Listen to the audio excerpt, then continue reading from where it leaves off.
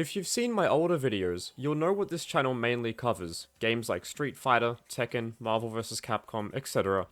But today, I wanted to focus on a fighting game I think is super underrated, especially when compared to the other games I just mentioned. But how do I even begin to describe it? There are so many possible answers to this question, so, after taking a deep dive into the cancerous wasteland that is Discord, I asked some people who are more qualified than I am to define this game for me in a single word, and this is what they said. Explosive, unique, goofy, wacky, unga, Fukisako, honest, hyperactive, buggered, American, and finally, arguably the best single word answer I received. Season 1 was the best season, enough said about the game, do not need to say anything else about Iron Galaxy.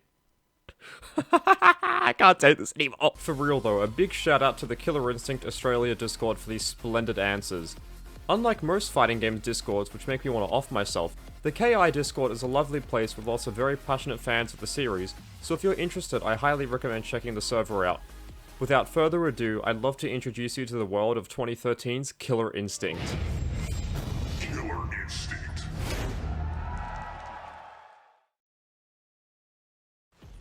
First off, let's take it way back to 1996. Released in the arcades 2 years after the original game, Killer Instinct 2 was pretty much more of the same, with the fast gameplay, larger-than-life characters, and killer sound design all returning from the original.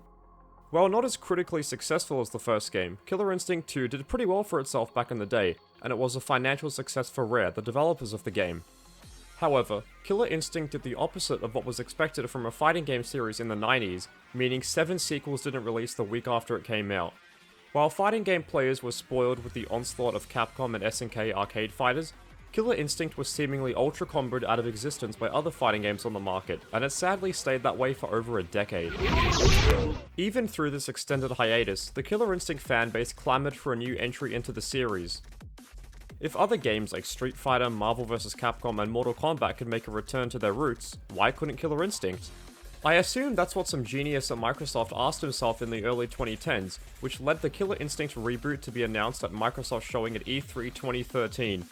With absolutely no controversy or bad press whatsoever. Developed by Double Helix, best known for releasing absolute top quality bangers, they proudly led the charge in resurrecting this classic fighting game series and having to deal with the challenge that is keeping the game accurate to the originals, but also modernizing it for a new audience. So that begs the question, how'd they do? Released as a launch title for the Xbox One on November 22nd, 2013, Killer Instinct, in a twist that shocked many fans, was a dreaded free-to-play game at launch. What this meant was that if you bought the disc version that came out in 2014, you gained access to all the characters from the get-go, so you're good. But if you downloaded the game from the Xbox Live Arcade, or whatever it's called now, back in 2013, you were able to play local multiplayer and online for free, but you could only use Jago. If you wanted other characters, like Saberwolf or Glacius for example, you would have to buy them separately. According to the game's producer Torren Rettig, fighting games are big and expensive and they can be complicated. It's very hard to get good at a number of characters. You generally gravitate towards 1 or 2 or 3 or 4 at the most. We want players to be able to experience the game that way, just buy the characters you want or buy them all and we'll give you a discount on that. For the rest of 2013, the game only had the starting 6 characters, but in early 2014, returning characters Spinal and Fulgor showed up. Alongside Fulgor came arcade mode, an online lobby mode, and some bug fixes.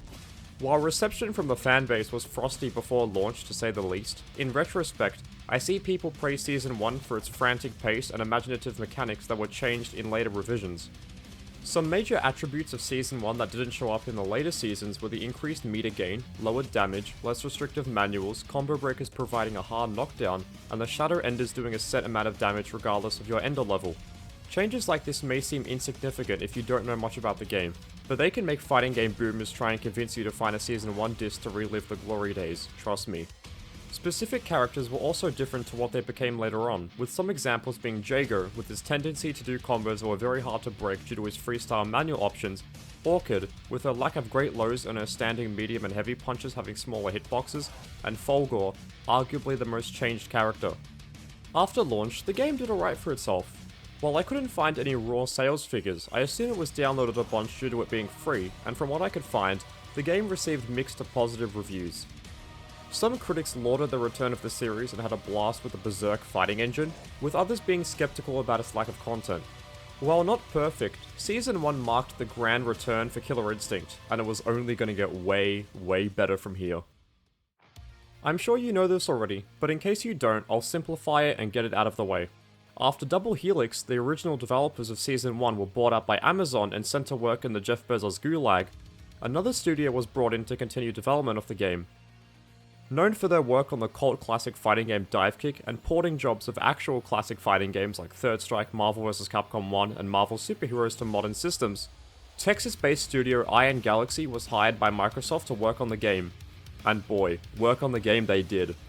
Released on September 23rd, 2014 in a beta phase with returning character TJ Combo, Killer Instinct Season 2 fully released on October 15 that same year. Season 2 had significant changes when compared to Season 1, such as stray pokes and first combo hits doing more damage, shadow meter gain being reduced by 20%, the addition of air combo breakers, air counter breakers, and the recapture mechanic, as well as combo breakers leading into a soft knockdown among others, made Season 2 more than a little patch released to capitalize on the game's popularity. It was a legitimately new season for the game that changed how people thought about approaching a match.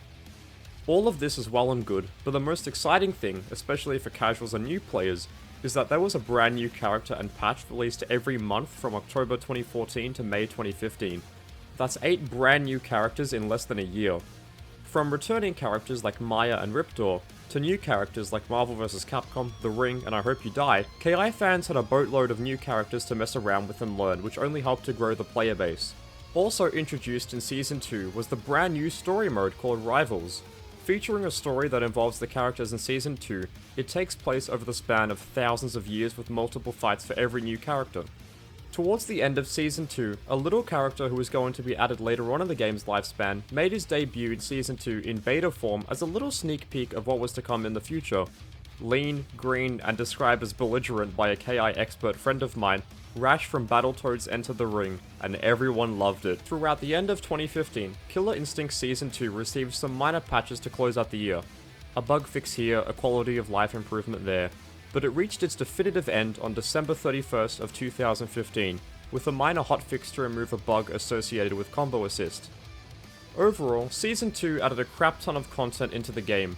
If you thought that Season 1 had a paltry number of things to see and do, Season 2 kicked you up the arse with content, providing a game that was definitely worth the price tag. Critically, the game did way better than Season 1. The Season 2 Metacritic page is 100% positive, featuring no mixed or negative reviews with a much higher average score than the previous version of the game. However, Iron Galaxy and Microsoft definitely weren't finished, as they were gearing up for the launch of Killer Instinct Season 3. Like Season 2, Killer Instinct Season 3 was another major update to the game, and it continued the trend of reworking characters and game mechanics to put a fresh spin on how people played against each other. Released on March 29, 2016 with 4 new characters, it also marked the launch of Killer Instinct for Windows, and the game has crossplay between the two versions.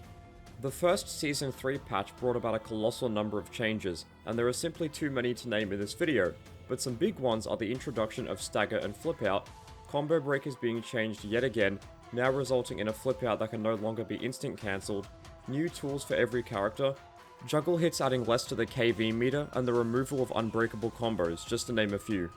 The new characters revealed immediately were the Arbiter from Halo, Tusk, Kim Woo, and the complete version of Rash.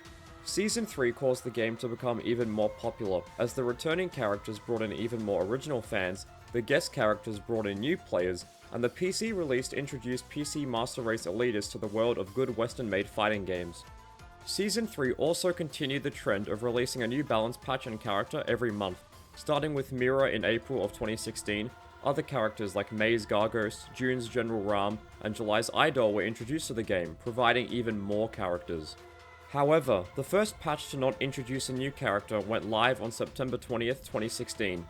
Titled the Shadow Lords patch, it included some hefty changes for pretty much every single character in the game, and introduced a brand new story mode. 2016 closed out with some more quality of life balance patches, including the December 20 patch, which retooled the rewards you gained from a successful combo breaker.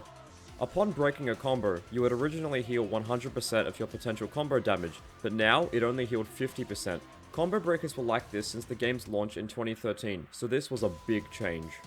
2016 might have finished, but that doesn't mean the patches were, as early 2017 introduced Shin Hisaku and Eagle to the game, along with even more balance changes.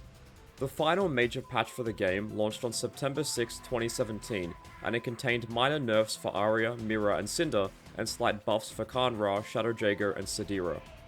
The December 1 hotfix fixed a bug where Rash could ultra combo his opponents on block in certain situations, and a few more minor hotfixes were released, the final one being the August 16, 2018 hotfix, which fixed the advantage Rash and Saberwolf received from a successful combo breaker.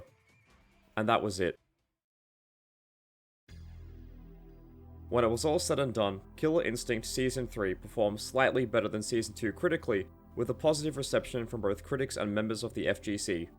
For one reason or another, Killer Instinct never continued after this.